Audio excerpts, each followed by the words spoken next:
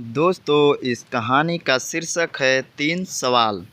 महाराज अकबर बीरबल की हाजिर जवाबी के बड़े कायल थे। उनकी इस बात से दरबार के अन्य मंत्री मन ही मन बहुत जलते थे। उनमें से एक मंत्री, जो महामंत्री का पद पाने का लोभी था, उसने मन ही मन एक योजना बनाई। उसे मालूम था कि जब तक बीरबल दरबार में मुख्य सलाहकार के रूप में है, उसकी यह इच्छा कभी पूरी नहीं हो सकती। एक दिन दरबार में अकबर ने बीरबल की हाजिर जवाबी की बहुत प्रशंसा की।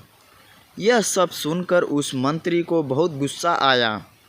उसने महाराज से कहा कि यदि बीरबल मेरे 3 सवालों का उत्तर सही सही दे देता है तो मैं उसकी बुद्धिमत्ता को स्वीकार कर लूँगा, और यदि नहीं तो इससे यह सिद्ध होता है कि वह महाराज का चापलूस है।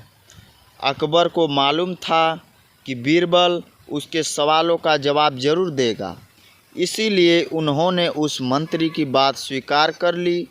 उस मंत्री के 3 सवाल थे। पहला सवाल था, आकाश में कितने तारे हैं? और दूसरा सवाल था, धरती का केंद्र कहाँ है?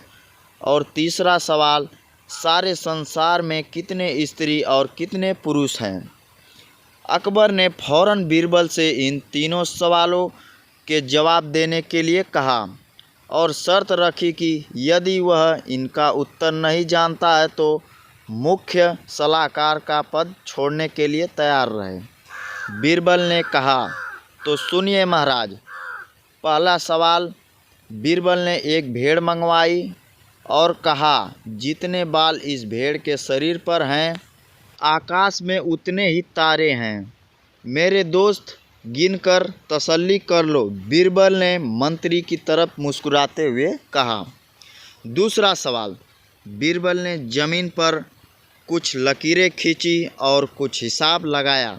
फिर एक लोहे की छड़ मंगवाई गई और उसे एक जगह गाड़ दिया। और बीरबल ने महाराज से कहा, महाराज, बिल्कुल इसी जगह धरती का केंद्र है, चाहे तो आप स्वयं जांच लें। महाराज बोले, ठीक है, अब तीसरे सवाल के बारे में कहो। अब महाराज, तीसरे सवाल का जवाब बड़ा मुश्किल है, क्योंकि इस दुनिया में कुछ लोग ऐसे हैं जो ना तो स्त्री की श्रेणी में आते हैं और ना ही पुरुषों की श्रेणी में। उनमें से कुछ लोग तो हमारे दरबार में भी उपस्थित हैं, जैसे कि ये मंत्री जी। महाराज, यदि आप इनको मौत के घाट उतार दें तो मैं स्त्री पुरुष की सही सही संख्या बता सकता हूँ। अब मंत्री जी सवालों का जवाब छोड़कर थर थर काँपने लगे और महाराज से बोले, महाराज, बस बस, मुझे मेरे सवालों का जवाब मिल गया। मैं बीरबल की बुद्धिमानी को मान गया हूँ। महाराज हमेशा की तरह बीरबल की तरफ पीट करके हंसने लगे और इसी बीच वह मंत्री दरबार से खिसक गया।